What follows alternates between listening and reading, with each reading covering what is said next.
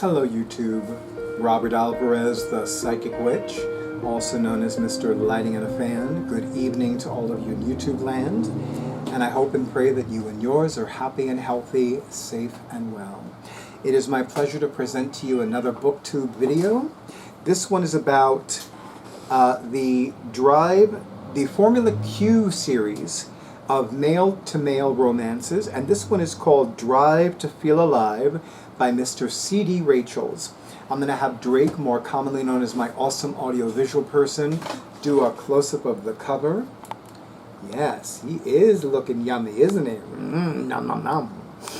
So I had the honor and pleasure of meeting C.D. Rachels this past April at the Rainbow Book Fair, at the official return of the Rainbow Book Fair, which is either the largest and or the only LGBTQIA+ book fair in the United States. I don't think that there is any other. If there is, let me know in the comments, because I would love to attend if I can.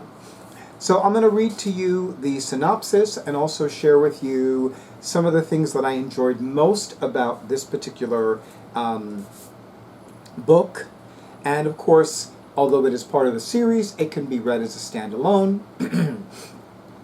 Pardon me. I happen to be one of those people that's kind of a fanatic about reading books in a series in the order in which they were written and in the order in which they were published, but I digress. Formula Q is the fastest motorsport in the world. Only the highest performing athletes can make it to the grid. They drive fast, work hard, and play hard, but off camera, anything goes. The public knows me, the protagonist, as Beto Honeybear Navarro, the number 2 driver in the fastest team in Formula Q, FQ. I'm a simple guy, and I'm perfectly content with my life as a motorsport celebrity. The world doesn't need to know that I don't like sex or dating. In other words, he is asexual. I'm not gay like my buddy Damon, but I'm not really straight either. It's time to face the scary truth. I'm probably asexual. The only sliver of hope I have is my new friend Hunter. He helps me work through my orientation issues and doesn't judge me for feeling uneducated and naive. He's sweet, smart, and generous with his time. As the weeks go by, Hunter and I get closer, and suddenly intimacy is something I want to explore, but only with him. Hunter makes everything feel right. No one has ever lit a spark in my soul, but now my new best friend makes fireworks go off in my heart. I thought winning races was the ultimate high and all I needed in life. That was before I touched Hunter. Now I crave so much more. For sex and love, I have finally found my green light, and I'm not slowing down. Drive to Feel Alive is a male-male motorsports romance novel. It involves waffle dates, like chicken and waffles or waffles for breakfast, asexuality, video game conventions, exploring true intimacy for the first time, and yes, lots of racing action worldwide. It is book 2 of a series, has a HEA, which I learned is an abbreviation for Happily Ever After, and can be read as a standalone novel.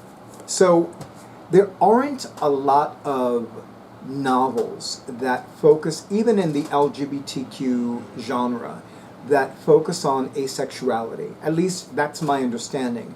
I would love to see more LGBTQ literature that focused on asexuality, on demisexuality, on demi-romanticism, because these are all, for lack of a better term or phrase, aspects or classifications that do fall under the LGBTQIA+ community. So many people have always maintained this myth about gay men in particular, and that is that we're all promiscuous. That's not true. The fact of the matter is that yes, historically, I love sex. I do enjoy sex. But, I'm just as happy sitting in a cafe with a good book and a big cup of coffee. And, you know, when it comes to watching TV shows, you know, that trumps everything. I still remember an episode of The Jeffersons where Florence was asked out on a date, and she said, "Let me check my calendar." Her calendar was a TV guide, literally an issue of TV Guide. She was going through it, and she was making sure that none of her shows were going on that night. That was her calendar. And I laughed, because you know what? I would do the same thing. When it comes to my TV shows, when it comes to books, that takes priority. Absolutely. And needless to say, spending time with my friends also takes priority. Big time, every time. So seeing a character that was asexual, I enjoyed very much. The fact that he is a fellow Hispanic, I enjoyed so much more. I loved the fact that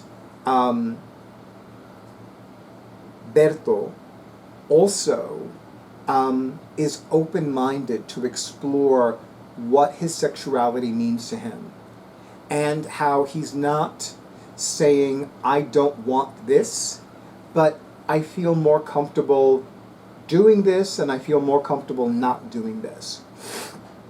And personally, I consider myself demisexual, which means that I need to have a connection with somebody before I have sex with them. And that really means a lot to me. It makes me feel more comfortable, it helps me feel more safe. And I mean, I won't deny, I have some very intense, very vivid sexual fantasies. I won't deny that for a second. But, you know, for me to like walk up to a guy and say, "Hey, you want to fuck?" I can't see myself doing that. And I always thought it was because of other issues. But as I've grown older and as I've learned these new terms, I've come to realize that it's just, you know, there is a certain aspect to my being, to my personality, if you will, that is very demisexual. And I still remember there was an app that I used to use, and there was this guy that always wanted me to have sex with him. Well, he always wanted to have sex with me. I thought I said it the right way, but, you know, and the fact of the matter is that, you know, I found him attractive, and he's a professional model, and, you know, I had some very lovely fantasies about him, and that's fun and nice and all good and stuff. But it was just like, yeah, but I don't know you, you know. We haven't gone out for coffee, and, you know, I mean, I love the fact that you know, you're willing to offer your home. But, you know, I needed a lot more, and I never had sex with him, and I'm okay with that. I really am okay with that. I definitely look forward to the third in the series, which I haven't purchased yet, because I definitely want CD Rachels to autograph it for me, of course. But I really enjoyed this very much. Plus, it's set in Nevada, which I've never been to Nevada. I've never been to Las Vegas. I've never been to Reno. I've never been to any part of the West Coast. So learning about a new place and seeing a place that is set in a novel that I've never visited, that I don't even know anybody who lives in Nevada. So I've enjoyed spending time learning about the different areas in Nevada. So I recommend this. It's definitely a quick read, or a relatively quick read. There are some chapters and some sections that I absolutely savored more than others. And I was reading this novel in conjunction with the second in another series of gay-themed novels, which were written by a wonderful author named Bruce K. Beck, who I also met at the Rainbow Book Fair this past April, but I digress.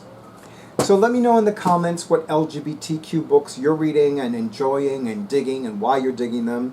And in the meantime, I want to thank all of you in YouTube land for honoring who I am and what I do, and for honoring Drake, more commonly known as my awesome audiovisual person, for my YouTube videos and everything he does as well.